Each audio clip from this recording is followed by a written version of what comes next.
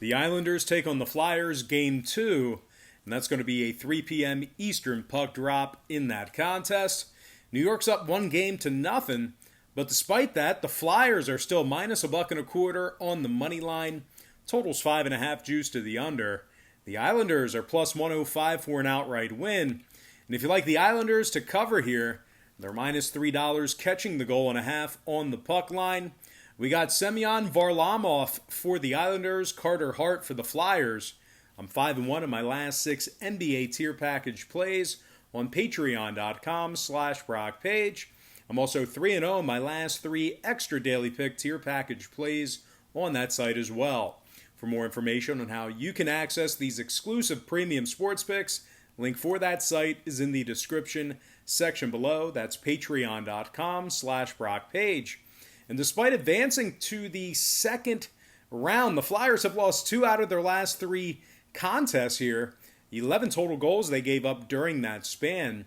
Now, Philly ranks in the bottom 10 in offensive shots per game, believe it or not, and they've lost 7 out of their last 10 head-to-head meetings with the Islanders. And speaking of New York, they have Semyon Varlamov between the pipes here today. He's 8-2 straight up in the postseason, 1.50 goals against average, and a staggering .941 save percentage. The Islanders are coming off 2 straight shutout victories. Both games were won by the final of 4-0, certainly dominating fashion there. The Islanders also won 6 out of their last 7, giving up just 1.2 goals per contest on average during that span. The Islanders are in the top 10 in fewest shots allowed per contest, top 5 in fewest goals allowed per game as well.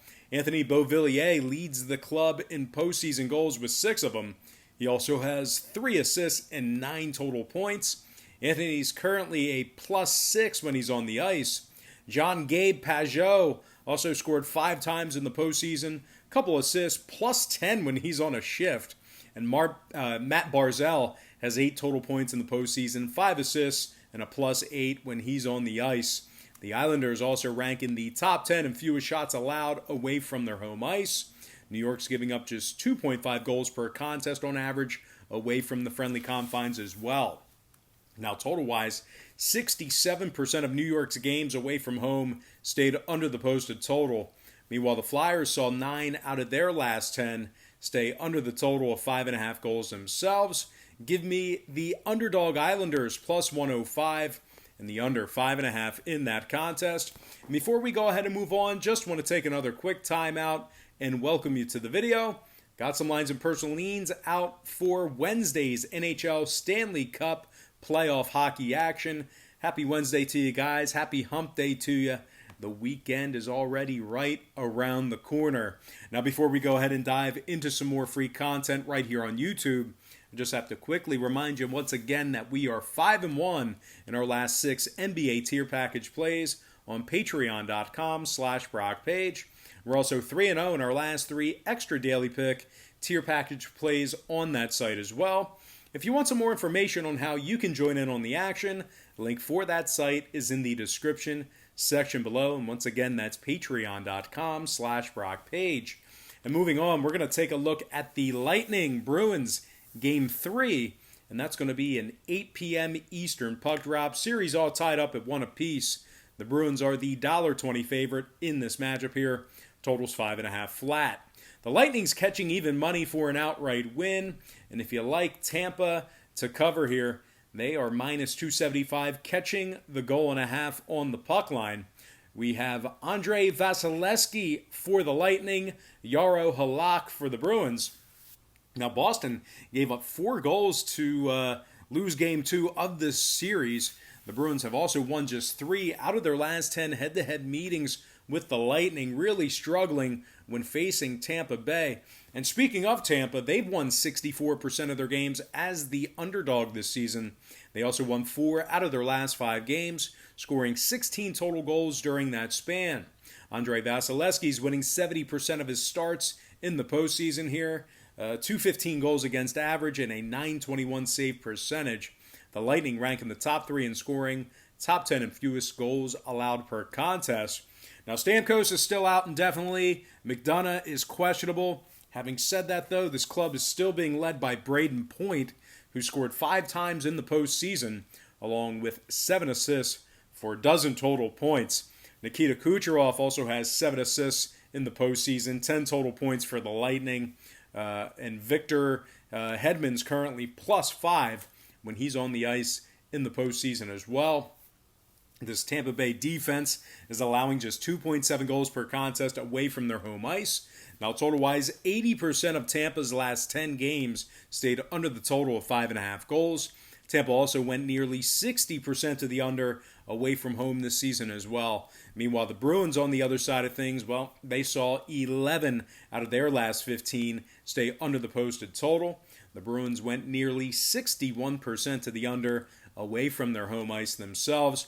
So with all that said and done, give me the Underdog Lightning plus $1 and the under 5.5 in that contest. All right, next and final matchup for the show, it is going to be Avalanche Stars Game 3, and that's going to be a 10:30 p.m. Eastern start time. But despite being down 2-0 in the series, the Avalanche are still -140, totals 5.5 flat. The Stars are plus $1.20 for an upset win. And if you like Dallas plus the 1.5, they're -250 for some puck line cash. We got Anton Khudobin for the Stars, Pavel Francouz for the Avalanche. Francouz has lost 3 out of his 4 starts in the postseason.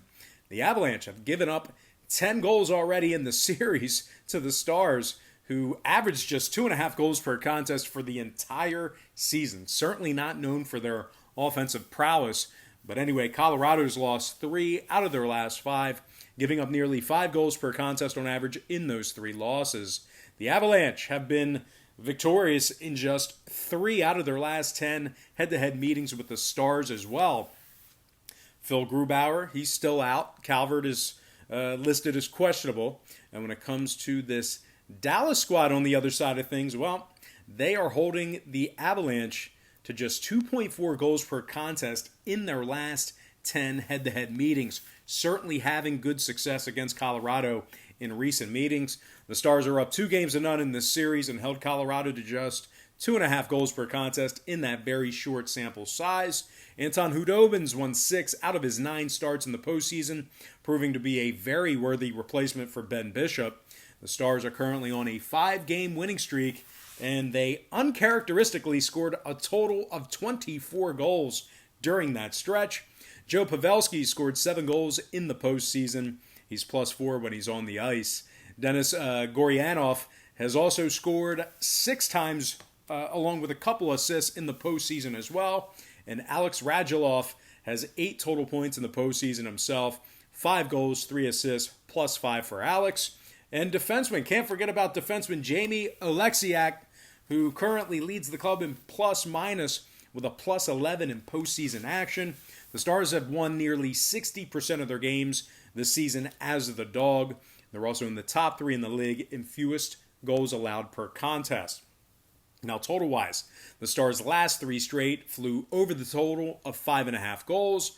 5 out of their last 7 also got over the number. Meanwhile, 6 out of Colorado's last 8 games got over the total themselves. Give me the Underdog Stars plus $1.20 and the over 5.5 in that game. All right, guys, that's going to do it for me. Don't forget to check me out on Patreon. If you decide to sign up for a package today, just keep in mind we'll bill you the day you sign up and then the first of every month following that. But most importantly, guys, got to thank you for joining me right here on YouTube. Really hope you enjoyed all this great free content, all this great free information. And with that said, happy Wednesday to you. Happy hump day to you.